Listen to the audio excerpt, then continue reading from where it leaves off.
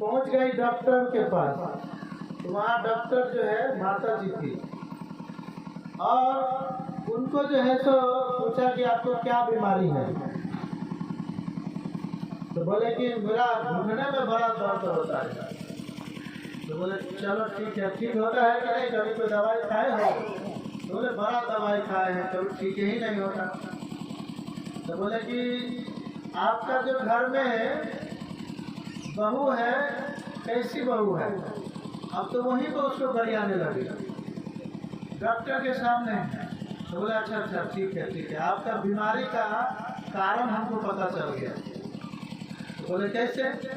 बोले आप जो गाली देती हो ना, तो वास्तव में उसका जो रोग है वो सब अपने पर ले लेती हो।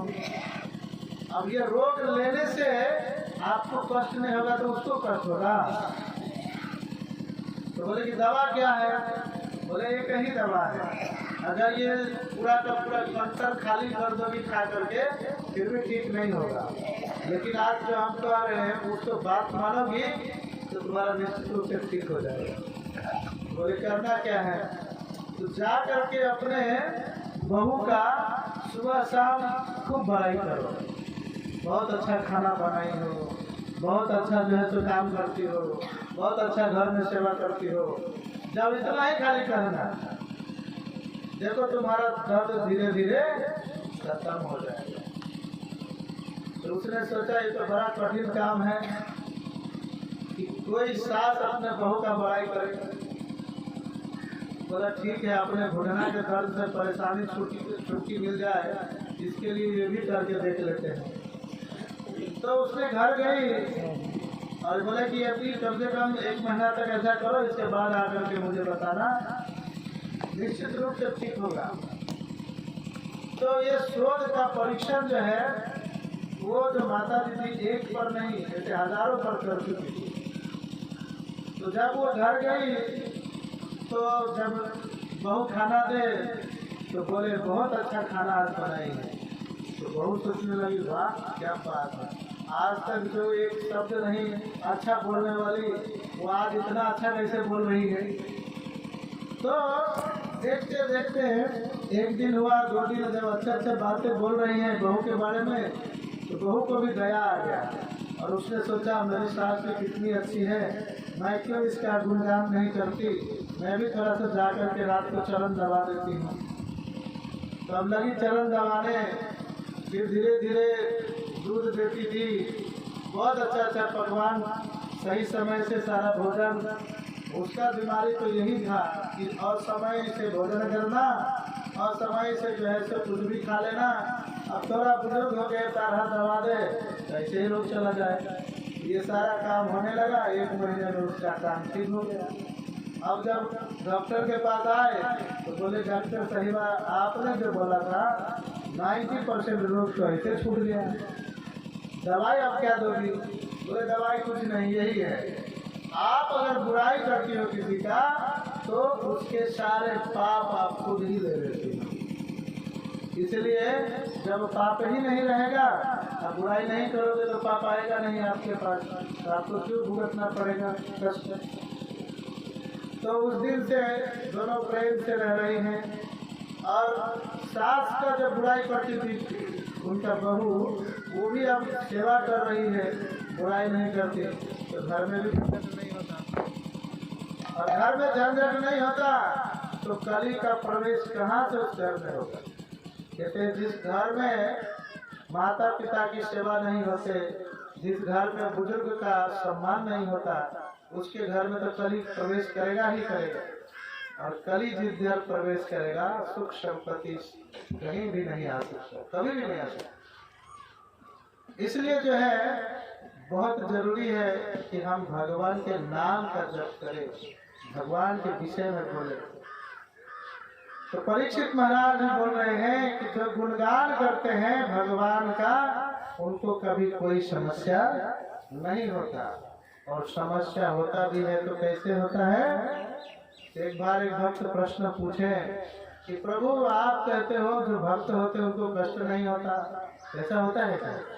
तो बोले हाँ, कष्ट तो निश्चित रूप से सबको होता है, लेकिन ये ऐसे है कि रोड पर जब चलते हैं तो बीच बीच में ब्रेकर दिया होता है, तो ब्रेकर में कोई अगर टेम्पो पे चढ़ के जा रहा है तो उसको झटका एकदम ऐसे लगेगा, जोर से पूरा झटका लगता है टेम्पो वाले, क्योंकि सस्ता गाड़ी में चला है। लेकिन जो भजन करने वाले भक्त होते हैं तो वो मर्सिडीज कार में बैठ करके जाते हैं ऐसा। तो वो जब ट्रैक्टर में जाएंगे भी ना तो उसको झटका लगेगा ही नहीं, पता ही नहीं चलेगा कि झटका। तो ऐसे ही इस भौतिक संसार में जो भगवान का नाम नहीं लेते बस सीधे जिए जा रहे हैं, वो जैसे है टेम्पो पर सवार होते जा रहे हैं, तो दुख और सुख दोनों ही जो है उनको बड़ा झटका के साथ लगता है। लेकिन जो भगवान के भक्त हैं कष्ट तो उनको भी होगा, क्योंकि जो जैसा कर्म किया है उसके फलों को निश्चित रूप से भोगना पड़ता है, लेकिन भगवान उसको सहने की शक्ति देते हैं, भगवान उसको बेड़ा पार कर देते हैं। ये उसी प्रकार से है जैसे कहते हैं कि मृत्यु तो सबका होता है प्रभु। एक बार प्रश्न प्रभु जी पूछ रहे हैं कि मृत्यु तो सबका होता है, जो भगवान का नाम ले उसका भी, जो नाम नहीं ले उसका भी, सबको मरना ही है, तो फिर काहे हम दारू छोड़े, काहे मांसाहार छोड़े, सब मरेगा, साधु भी मरेगा, हम भी मरेंगे। तो बताए कि देखो जब एक बिल्ली अपना चूहा को पकड़ती है तो चूहा को यमराज नजर आते हैं, बिल्ली कहते हैं कि बाप आज तो मृत्यु निश्चित है, और डर के मारे पैखाना पेशाब कर देती है। लेकिन जब वही बिल्ली अपने बच्चे को मुख में रखती है तो बिल्ली एकदम आ करके जो है उसको प्रेम करती है। बिल्ली के बच्चा जो है सोचती है मैं सबसे सुरक्षित हाथ में हूँ, मेरा कोई भी बाल बाका नहीं कर सकता। तो ऐसे ही भक्त लोग जो है काल के मुख में भी रहते हैं, लेकिन वो मुख किसका होता है? भगवान का होता है, जो कि सबसे सुरक्षित हाथ में अपने आप को महसूस करते हैं। लेकिन जो अभक्त है उसके लिए तो यमराज यमदूत नजर आते हैं, जिसको पैखाना पेशाब तुरंत हो जाता है डर करना। तो ये अंतर है, मृत्यु तो सबका होगा, लेकिन एक भक्त का सौहार्द खुशी पूर्वक मृत्यु होता है। वो सोचते हैं ये शरीर त्याग करके डायरेक्ट भगवान के धाम जाऊंगा, और एक अभक्त सोचता है मृत्यु के समय कि काल काश कर हमारा मृत्यु नहीं होता। इस प्रकार से फिर कहते हैं किम प्रमत्तस्य बहुभिः परोक्षयहार्यनैरिह वरम मुहूर्तम विदितम घटते श्रेयसे यतः। ऐसे दीर्घ जीवन से क्या लाभ जिसे इस संसार में वर्षों तक अनुभवहीन बने रहकर गवा दिया जाए। इससे तो अच्छा है पूर्ण चेतना का एक क्षण, क्योंकि इससे उसके परम कल्याण का मार्ग प्रशस्त होता है। कहते हैं पूरा 60 क्या 108 बरस जी गए, 120 बरस जी गए, तो ऐसे जीने का क्या मतलब है जिसमें भगवान का नाम भजन ही नहीं किया। भगवान का भजन ही नहीं किया तो 120 बरस जी के क्या हो पाएगा। कहते वो जीवन ही अच्छा है जो 2 पल में ही भगवान का नाम ले लिया और अपने आप को अनुभव कर लिया कि ये भौतिक संसार में वास्तव में सुख नहीं, ये भौतिक संसार तो हमारे लिए है ही नहीं, ये तो बस एक दुखालय अशाश्वतम। कहते हैं ये भौतिक संसार एक जेल के जैसा है, और इस जेल में हमें रख दिया गया है सिर्फ इसलिए कि हमने भगवान के सत्ता को स्वीकार नहीं किया, टुकड़ा दिया। और इधर जो है क्षण क्षण पर कहते हैं पदम पदम यत विपदम, ये पद पद पर विपद पड़ता ही रहता है। कोई कहता है कि सुख मिल रहा है ना, कोई रसगुल्ला खा रहा है और उसी क्षण पता चलता है कि तुम्हारे घर में किसी का मृत्यु हो गया। वही रसगुल्ला है, वही व्यक्ति है, लेकिन आनंद गायब हो जाता है, न रस रहता है न सुख रहता है। तो कहते हैं आनंद और सुख सब मन के अंदर है, इसलिए मन को ही भगवान के चरण में रख देना चाहिए, तो हमेशा नित्य निरंतर हमें सुख और शांति प्राप्त होगा। तो इसलिए आनंद प्रशस्त तभी होगा जब हम क्षण क्षण में भगवान की स्मृति करेंगे। कहते हैं खटवांग राजा 2 पल में जो है सो भगवान को प्राप्त किए, जीवन भर तो बहुत सारे कार्य किए, लास्ट में जब पूछते हैं कि हमारा कितना समय शेष है बताओ, क्योंकि परीक्षित महाराज डर के मारे पूछ रहे हैं कि हे सुखदेव गोस्वामी बताइए, मेरे पास तो केवल 7 ही दिन है, अभी मृत्यु होगा तो क्या मुझे भगवत प्राप्ति होगा?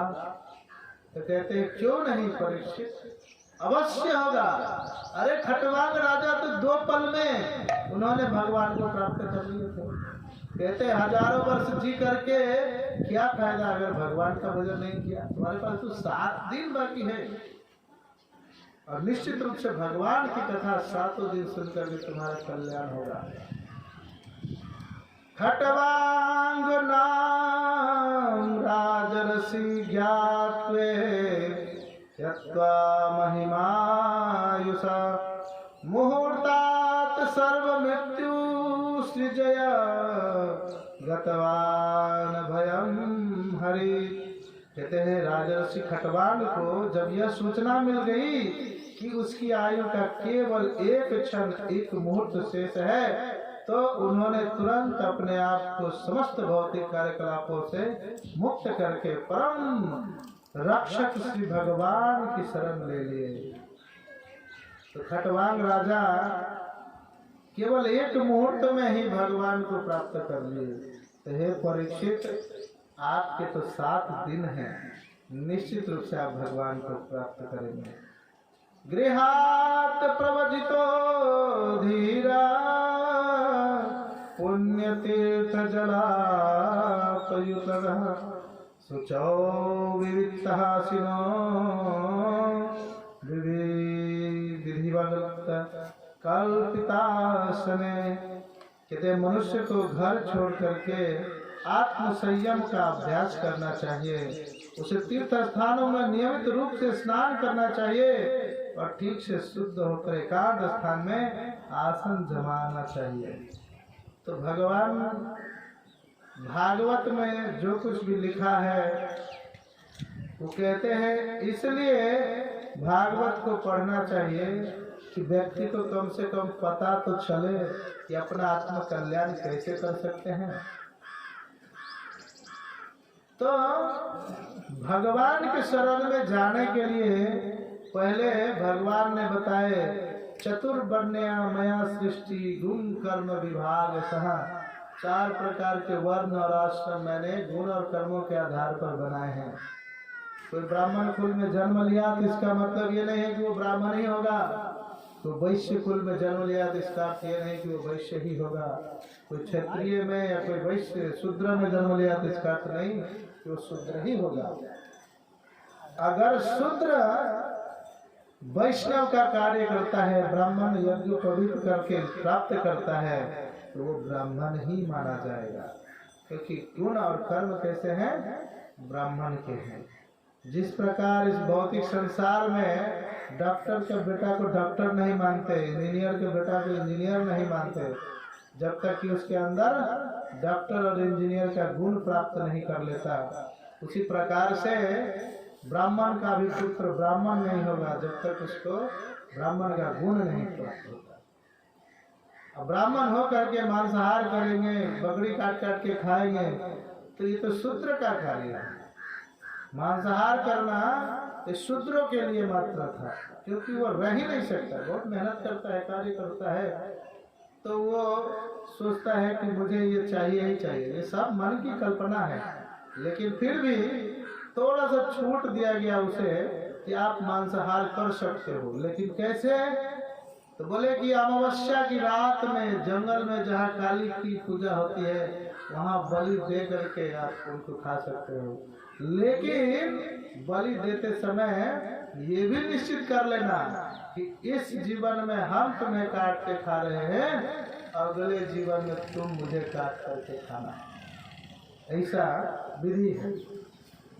इसीलिए कान में जो है सो बगड़ी को कहत किया जाता है, और बगड़ी को जो उठा देता है, ठीक है तो इस बार तू खा ले, तीसरे बार हम खाएंगे। तो ऐसा विधि लगाया गया, क्यों? छोड़ने के लिए, वो भी केवल अमावस्या को, हर रोज नहीं। लेकिन यहाँ तो होली के दिन में, इतने सुंदर पर्व के समय में हजारों लाखों बगड़ा बगड़ी पट जाते। हमें तो बड़ा आश्चर्य हुआ कि मिथिला जैसे जनकपुर धाम में भी इस चीज़ों को इतना बड़े रूप में कटाई हुआ कि जैसे नारद जी बोल रहे थे कि हे प्रभु, अब तो ऐसा लगता है कि पृथ्वी पर के जितने भी तीर्थ स्थल है वहाँ पर सब पाखंड में घुस गए, सारे तीर्थ अपवित्र हो गए। वहाँ के सारे ब्राह्मण जितने भी हैं सब मांसाहारी हो गए। मछली खाते हैं, कहते हैं जलेर फल, जल का ही फल है, खाओगे क्या फर्क पड़ता है। तो ऐसे ऐसे जगहों पर भी जैसे इतना बृहत मात्रा में बकरी का कटना ये सूचक है कि धीरे धीरे कली अपना प्रभाव दिखा रहा है। नियाचक्षे दशये भयो छन्मानसा बुद्धि सारथे मनः कर्मभिरक्षिप्तम् सुधार्थे धार्य धार्या। धीरे धीरे जब मन उत्तरोत्तर आध्यात्मिक हो जाए तो उसे इंद्रिय कार्यों में से खींच लिया जाए, विलग कर लिया जाए। इससे इंद्रियां बुद्धि द्वारा वशीभूत हो जाएगी। इससे भौतिक कार्यकलापों में लीन मन को भी श्री भगवान की सेवा में प्रवृत्त किया जा सकता है और पूर्ण दिव्य भाव में स्थित हुआ जा सकता है। तो सुखदेव गोस्वामी से पूछ रहे हैं परीक्षित महाराज कि बताइए हम अपने आप को कैसे भगवान की सेवा में लगा सकते हैं, कैसे अपने मन को भगवान की सेवा में लगा सकते हैं, अपने कैसे मन को भगवान में लगा सकते हैं। तो बता रहे हैं कि जब समझ में आ जाए कि भगवान ही एक इस पृथ्वी में कारण है सब चीजों का, तो अपने मन को थोड़ा सा भौतिक आसक्ति से हटा करके भगवान में लगाना चाहिए, उनके नाम जप कीर्तन में लगाना चाहिए, जिससे कि धीरे धीरे सारे आसक्ति छूट जाए और भगवान से आपका प्रेम हो जाए और भौतिक कार्यकलापों के प्रति जो है सो धीरे धीरे विरक्ति उत्पन्न हो जाए। इससे जो है सो धीरे धीरे आपके चेतना में, आपके मन में भगवान के प्रति जो आसक्ति है, प्रेम है, वो उत्पन्न होगा।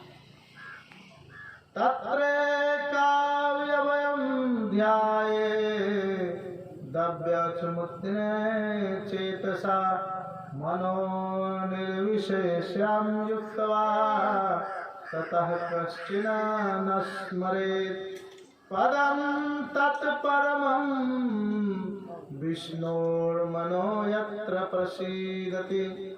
कहते तत्पश्चात भगवान श्री विष्णु के पूर्ण शरीर की अवधारणा को हटाए बिना एक एक करके अपने अंगों का ध्यान करना चाहिए। इस तरह मन समस्त इंद्रिय विषयों से मुक्त हो जाता है। तब चिंतन के लिए कोई अन्य वस्तु नहीं रह जानी चाहिए, क्योंकि भगवान श्री विष्णु परम सत्य हैं। अतएव केवल उन्हीं में मन पूर्ण रूप से निमग्न हो जाना चाहिए।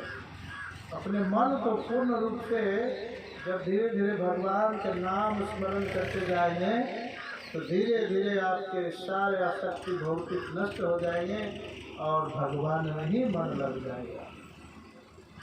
रजस्तमो भयामाक्षिप्तं विमूढ़ं मनः आत्मनः यक्षगारण्याधीरो हन्त्या तत्कृतं मलम्।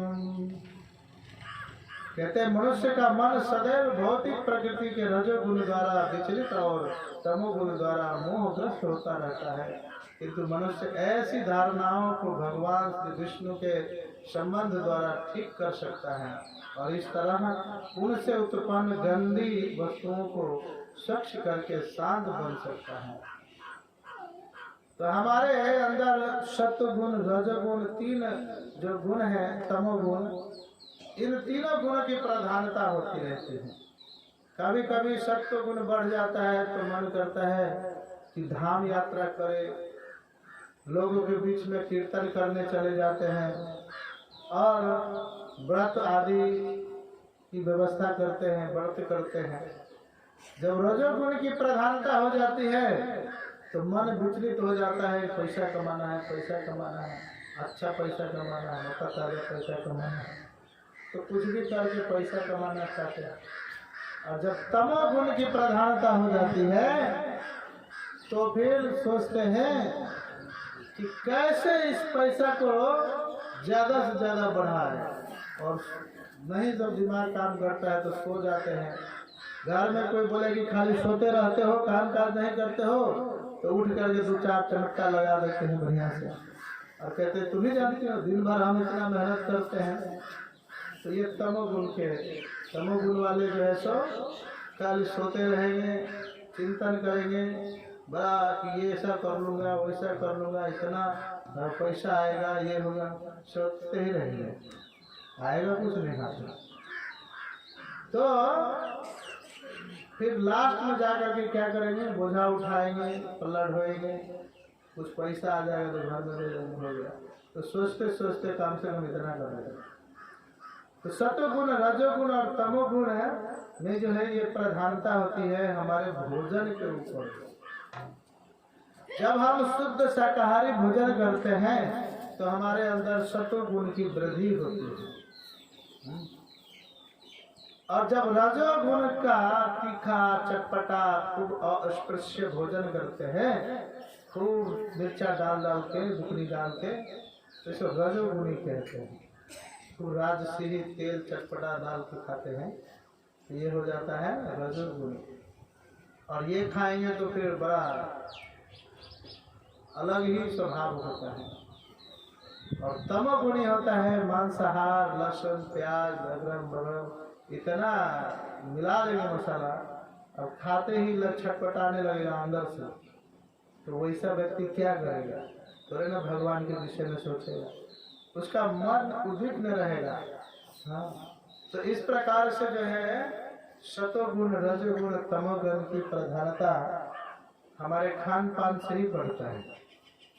बहुत जगहों पे लोग प्रश्न करते हैं, प्रभु जी आप कहते हो लहसुन प्याज नहीं खाना चाहिए, इसमें क्या रखा है, बाबा जी सब भी खाता है। तो उनको कहते हैं कि देखिए बाबा जी सब जो खाते हैं वो 3 गुण के प्रधानता में से रजोगुण और तमोगुण की प्रधानता में आते हैं। इसे तमोगुण को बढ़ावा देने वाला पदार्थ कहते हैं।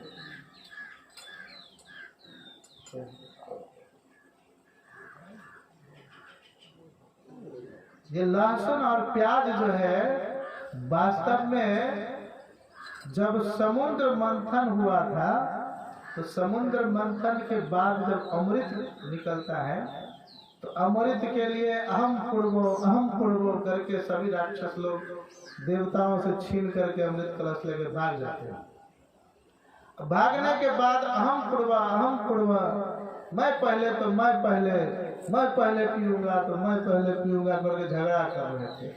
तो भगवान को जैसा भी देवी देवता ऐसे देखते भगवान विष्णु की तरफ, अब क्या होगा प्रभु, यही सब लेके भाग जाए, चिंता मत करो, इन लोगों में इतना ईर्ष्या द्वेष है किसी को पीने नहीं देंगे, अपने भी नहीं पिएंगे, दूसरे को भी नहीं पीने देंगे।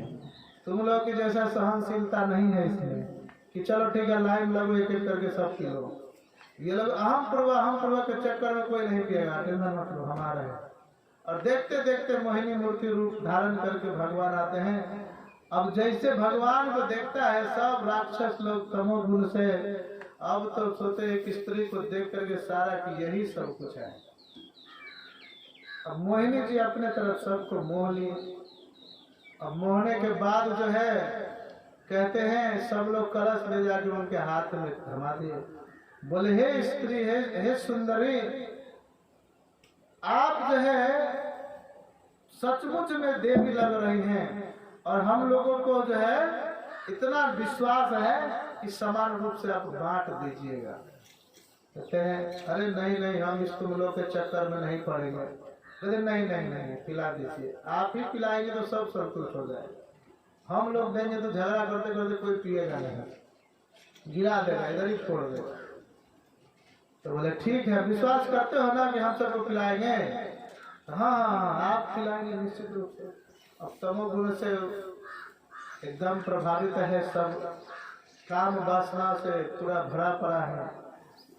अब क्या देखे कि क्या पिला रहा है क्या नहीं पिला रहा है। बोले दोनों लाइन में खड़ा हो, एक तरफ देवता एक तरफ जो है असुर खड़ा हो गए पीने के लिए। अब एक तरफ अमृत कलश है, एक तरफ ऐसे ही कलश है, और बोलते हैं कि देखो मेहनत तो दोनों किए हो, हमको मानते हो कि नहीं? हाँ मानते हैं। इस घड़ा में बहुत अमृत है, तो पहले इधर से शुरू करते हैं। तो हाँ ठीक है कोई बात नहीं। अब इतना आंधा हो गया है, तो अब बोले जैसे तैसे ठीक है, चलो हम लोग, अगर कुछ डाउट है तो बोलो, अभी भी हम आप लोगों को क्लास दे देंगे। ना ना ना ना, कोई डाउट नहीं। अब क्लास ले करके सारे अमृत देवताओं को खिलाते गए। तो गला घड़ा जो है पहले ऐसे था, धीरे धीरे ऐसे हुआ, फिर ऐसे हुआ, फिर ऐसे हुआ। तो राहु जो है तो देख लिया, बोला बाप बाप, ये तो सब खत्म हो जाएगा, उधर इधर तो भी नहीं करेगा। ये सब इतना काम आंधा हो चुका है कि इसको दिखाई नहीं दे रहा है, खाली उसका जो है सो देख रहा है कि मोहिनी जी जो है सो पिला रहे हैं। तो ये जाकर के देवताओं के लाइन में लग गया, अंदर में सूर्य और चंद्रमा के बीच में घुस गया। अब मोहिनी मूर्ति पिलाते पिलाते उसको भी दे दिए, सूर्य को दिए, और फिर राहु को भी दिए, चंद्र को भी दे दिए।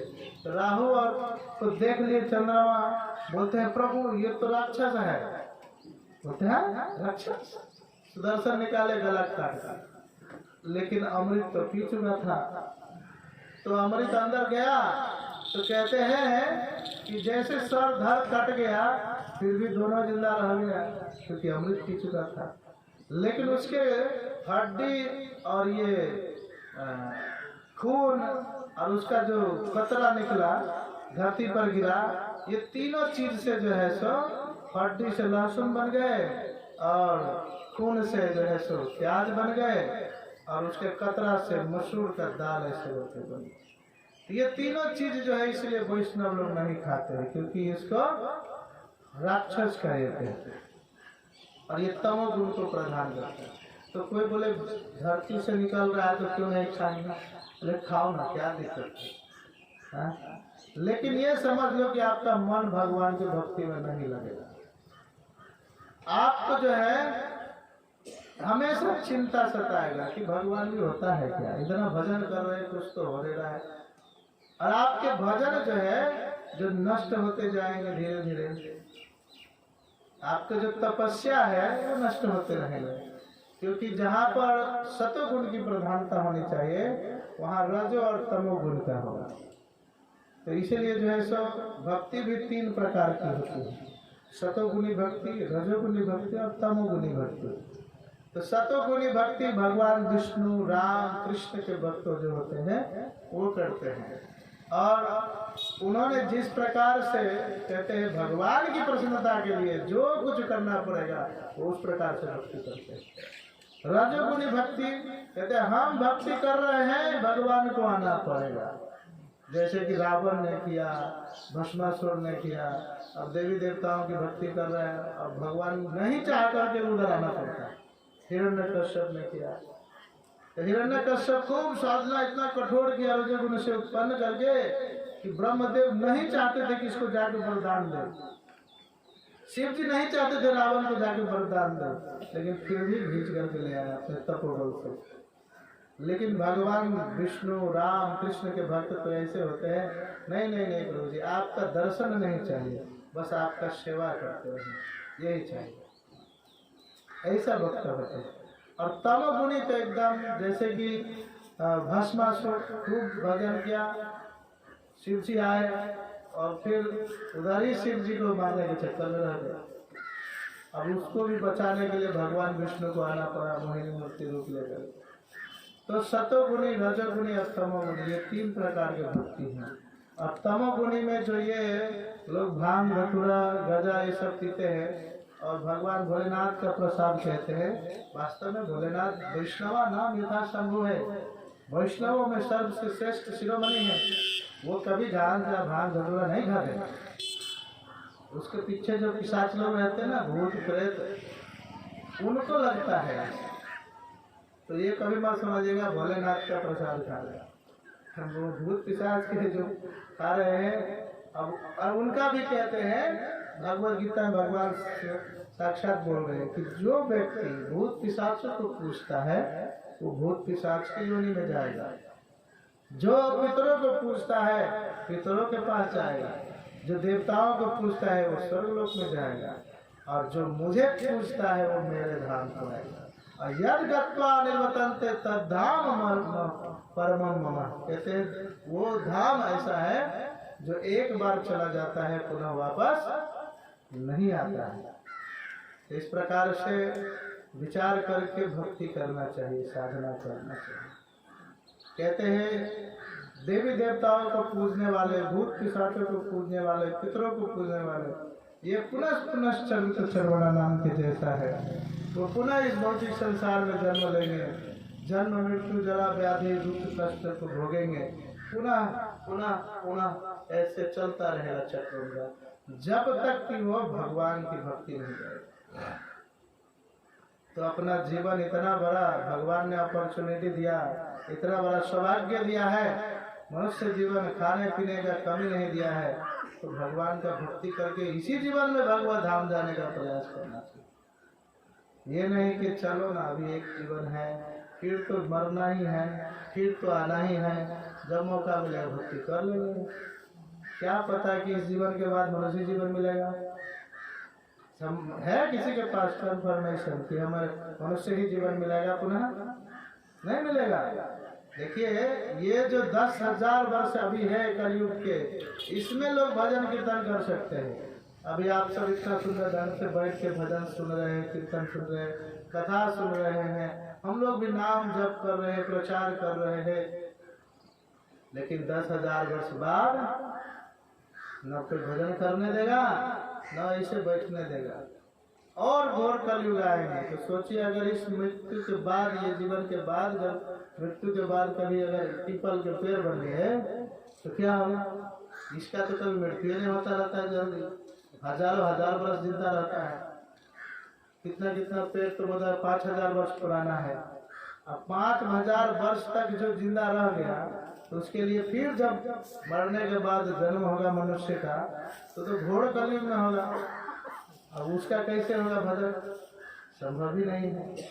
उस समय तो इतने सारे आतताई लोग आएंगे, अभी धर्म पे इतने सारे हमला हो रहे है कि नहीं, तो उस समय कैसे भजन होगा। तो इसलिए जो जीवन मिला है उसी में भगवान का नाम जप कीर्तन करके भगवत धाम जाना चाहिए। फिर राजा परीक्षित प्रश्न पूछते हैं, राजोवाच यथा संधार्यते ब्रह्मण धारणयत सम्मता यादृशी वा हरे दशासु पुरुषस्य मनोमलम। कहते हैं सौभाग्यशाली राजा परीक्षित ने आगे पूछा, हे ब्राह्मण कृपा करके विस्तार से यह बताए कि मन को कहाँ और कैसे लगाया जाए और धारणा को किस तरह स्थित किया जाए कि जिससे मनुष्य के मन का सारा मैल दूर हो जाए। सबको ये प्रश्न पूछना चाहिए कि अपने मन को कहाँ लगाओ जिससे इस मन के अंदर जितने मैल बैठे हुए हैं वो सब नष्ट हो जाए। तो सुखदेव वाचा, श्री सुखदेव गोस्वामी कहते हैं, जितासनो जितश्वासो जितसंगो जितेन्द्रियः अस्तुले भगवतो रूपे मनः संध्यारयोधितया। श्री सुखदेव गोस्वामी कहते हैं, मनुष्य को चाहिए कि आसन को नियंत्रित करे, यौगिक प्राणायाम द्वारा शाश्वत क्रिया को नियमित करे और इस तरह मन तथा इंद्रियों को वश में करे। फिर बुद्धि पूर्वक मन को श्री भगवान के स्थूल शक्तियों विराट रूप में लगाए। तो भगवान का विराट रूप क्या है? विराट रूप जानते हैं आप सब? तो भगवान का विराट रूप के विषय में वर्णन है कि ये भौतिक संसार की जो पूरी पृथ्वी, ब्रह्मांड, आकाश, वायु और ये जल की नदियां, ये सब जो है भगवान का शरीर के अंदर की वस्तुएं हैं। और इसको कैसे दिखाते हैं?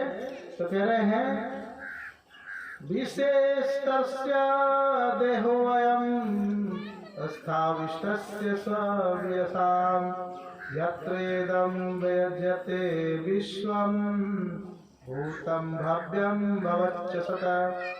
घटनाओं से भरे संपूर्ण भौतिक जगत की यह विराट अभिव्यक्ति परम सत्य का व्यक्तिगत शरीर है, जिसे ब्रह्मांड के भौतिक काल के फल रूपी भूत, वर्तमान तथा भविष्य का अनुभव किया जाता है। भूत, वर्तमान, भविष्य जो है ये सब में जो है सो भगवान की अनुभूति करते हैं। यदि 7 प्रकार के भौतिक तत्वों द्वारा प्रच्छन्न ब्रह्मांडीय खोल आवरण के भीतर स्थित श्री भगवान का विशालकाय ब्रह्मांडीय रूप विराट धारणा विषय है। जिन पुरुषों ने इसकी अनुभूति की है, उन्होंने यह अध्ययन किया कि पाताल नाम से प्रसिद्ध ग्रह मंडल विराट पुरुष के पांवों के तलवे तथा उनकी एड़ियां और पंजे रसातल के ग्रह समूह हैं। टखने महातल लोक हैं तथा उनकी पिंडलियां तलातल लोक है।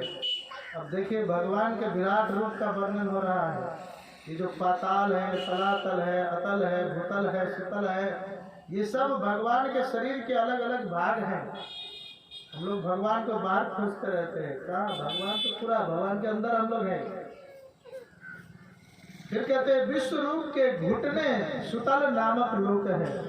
ये जो घुटना है भगवान का, वो सुतल नामक लोक है तथा दोनों जांघे वितल तथा अतल लोक है। कटि प्रदेश महितल है तथा उनकी नाभि का गड्ढा बाह्य अंतरिक्ष है। जो अंतरिक्ष देख रहे हैं वो सब भगवान की नाभि है। ततो विराटिं विदुरादि पुंसः सत्यम तु शीर्षणि सहस्त्र शीर्षणः। विराट पुरुष वाले आदि पुरुष की छाती ज्योतिषिक स्वर्ग लोक है, उनकी गर्दन महर लोक है, उनका मुख जन लोक है और उसका मस्तक तप लोक है। सर्वोच्च लोक जिसे सत्य लोक कहते हैं 1000 शिरों मस्तिष्कों वाले उन आदि पुरुष का शीर्ष है। इंद्रिया बाहव अहूत्राः कर्णो दिशत्र श्रुतं मनुष्य शब्दः नास्तयत्रो परमस्य नासे घ्राणस्य गंधो मुखर अग्निरुद्धा। कहते इंद्र इत्यादि देवता उन विराट पुरुष की बाहें हैं, 10 दिशाएं उनके कान हैं और भौतिक ध्वनि उनकी श्रवेंद्रियां है। दोनों अश्विनी कुमार उनके नखले हैं तथा भौतिक सुगंध उनकी घ्राणेन्द्रियां हैं। उनका मुख प्रज्वलित अग्नि है, तो इसलिए अग्नि में आहुति दिया जाता है तो कहते हैं भगवान को प्राप्त हो जाता है। क्योंकि अग्नि क्या है? भगवान का मुख है। तो जब यज्ञ करते हैं तो अग्नि में ही सब कुछ समर्पित करते हैं, तो भगवान को प्राप्त हो जाता है। बाह्य अंतरिक्ष उनकी आंखें के गड्ढे हैं तथा देखने की शक्ति के लिए सूर्य उनका नेत्र गोलक है। दिन तथा रात उनकी पलकें हैं और उनकी भ्रिकुटी की गतियों में ब्रह्मा तथा अन्य महापुरुषों का निवास होता है। जल के अधीश्वर वरुण उनके तालु तथा सभी वस्तुओं का रस या सार उनकी जिह्वा है। इस प्रकार से भगवान के बहुत सारे जितने भी चीजें वस्तुएं दिख रही हैं वो भगवान के अंश हैं। भगवान कहते हैं भगवद गीता में अभी यहाँ तो विराट रूप का वर्णन हो रहा है, तो पता चल ही रहा है कि हम लोग भी भगवान के अंश हैं। लेकिन छोटकरी में भगवान भगवद गीता में कहते हैं, ममैवांश जैवलोके जीवभूत सनातनः मनस्स्थानि इंद्रियाणि प्रकृतिस्थानि कर्षति। कि हे अर्जुन देखो, ये सारे जितने भी जीव हैं, जितने भी जीवात्मा भूत है, वो सब मेरे ही अंश हैं। इसलिए अंश का कर्तव्य है अंशी की सेवा करना। जिस प्रकार से ये हाथ है और ये हाथ इस शरीर का अंश है, तो इसका क्या कर्तव्य है? ये कमाए खटाए और पेट में भोजन डाले। इससे ये क्या रहेगा? खुश रहेगा, शक्तिशाली रहेगा। अगर ये खुश रहना चाहे तो इसके लिए भोजन निश्चित रूप से देना पड़ेगा, इसकी सेवा करना पड़ेगा। हाथ को इस शरीर की सेवा करना ही पड़ेगा। और ये कहे नहीं हम क्यों देंगे, ये सर बोले कि हम क्यों इसमें पेट में भोजन देंगे, तो बोले हम काहे मुख में भोजन देंगे, तो इधर दाल लगाओ, इधर चपाती लगाओ, रोटी इधर सर में खीर लगाओ, पेट में सब्जी लगाओ। कुछ दिन बाद पता चलेगा ऐसे होगा, दमे नहीं लग रहा है, तो फिर सब मीटिंग करेगा, अरे हम तो सब दाल चावल रोटी सब तो लगा ही रहे अपने अपने जगह पे, फिर शक्ति काहे नहीं आ रहा है। तो फिर पता चलेगा इस पेट में भोजन दो, फिर सबको शक्ति मिल जाए। उसी प्रकार से हम सभी मनुष्य भी भगवान के अंश हैं, तो हम जब भगवान की सेवा करेंगे तो अपने आप सब संतुष्ट हो जाएंगे। सारे पेड़ पत्ते फल फूल सब संतुष्ट, बड़े एकदम हिष्ट पुष्ट हो जाएंगे। भगवान का जो है समझने के लिए आप ये कोई पेड़ है उसके जड़ में पानी दे दीजिए तो वो एकदम खिल जाएगा, उसको पत्ता पटाने का जरूरत नहीं है, उसका तना में देने का जरूरत नहीं है। जड़ में पानी दे दीजिए सबको मिल जाएगा, पत्ता फल फूल टहनी सब एकदम हिष्ट पुष्ट हो जाएगा। उसी प्रकार से भगवान की अगर कोई सेवा करता है तो सबको सब कुछ प्राप्त हो सकता है। एक भक्त बोल रहे थे, प्रभु खाली भगवान की सेवा करेंगे तो हमारे घर में कौन सेवा करेगा? वो जो पिताजी बैठे हैं भोजन करने के लिए, वो माता जी है, हमारी पत्नी है, 2-4 बच्चे हैं, उनका कौन सेवा करेगा? बोले अच्छा तुम ही खिलाते हो? बोले हाँ हम कमाते हैं तो खाते हैं। तुम मर जाओ, देखो देखो खाता है कि नहीं खाता है। तो मर जाएंगे तो ये तो खाते ही रहेगा, कोई थोड़े रुकने वाला है। बोले यही तो बात समझना है कि आप रहो चाहे नहीं रहो, सबको भरपूर भोजन